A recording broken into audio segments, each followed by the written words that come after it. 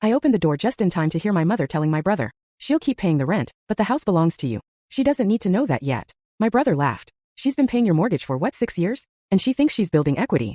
7 years. Keep your voice down." I stood there holding groceries worth half my daily pay, while they planned to steal the house I'd been paying for since Dad died. When Dad passed in 2016, life insurance barely covered the funeral.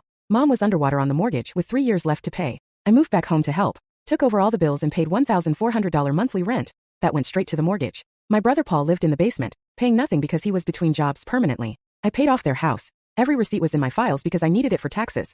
$117,600 over 7 years, plus another $30,000 in repairs when the roof leaked and the furnace died. Mom always said we were building our family legacy together. That night I acted normally, made dinner, paid the electric bill, listened to Paul complain about how hard job hunting was. Then I made an appointment with a real estate lawyer. Turns out Dad died without a will. The house was still in his name. Mom never probated the estate because she didn't want to pay the fees. Legally, the house was in limbo, and she couldn't transfer it to Paul even if she wanted to. My lawyer pulled the records. I'd been paying the mortgage directly to the bank every month. I had the statements, the repairs all documented, permits in my name. "You have a strong adverse possession claim," he said, "especially since there's no formal rental agreement and you've been maintaining the property as if you own it." I filed the paperwork quietly. Notice had to be served to all potential heirs, meaning Mom and Paul would find out through official court documents. 3 weeks later, I was making breakfast when Paul stormed into the kitchen, waving papers. "What the fuck is this court filing? You're trying to steal Mom's house." "Mom's house? I thought it was going to be yours. That's what you two discussed by the window last month." Mom came running. "You were eavesdropping? My window was open. You were planning loud." She started crying. "How could you do this to your mother?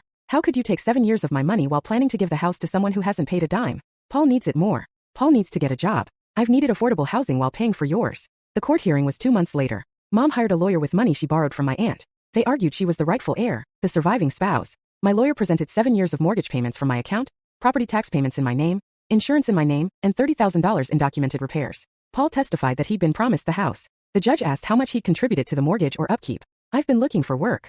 "That's not what I asked. How much money have you contributed?" "Well, nothing. Thank you." Mom testified that I was just paying rent. The judge asked to see the rental agreement. "We didn't need one. She's my daughter. So there's no legal rental arrangement?" "No." The judge ruled in my favor. 7 years of payments, no rental agreement, maintaining the property as a primary residence, and the estate never being properly probated meant I had the strongest claim. He ordered the deed transferred to my name. Mom sobbed. Paul called me a fucking thief. Loud enough that the bailiff stepped forward. I sat there with my folder of receipts, thinking about every double shift, every skipped meal, every time I couldn't afford something because I was paying for their house. They had 30 days to vacate. Mom moved in with her sister.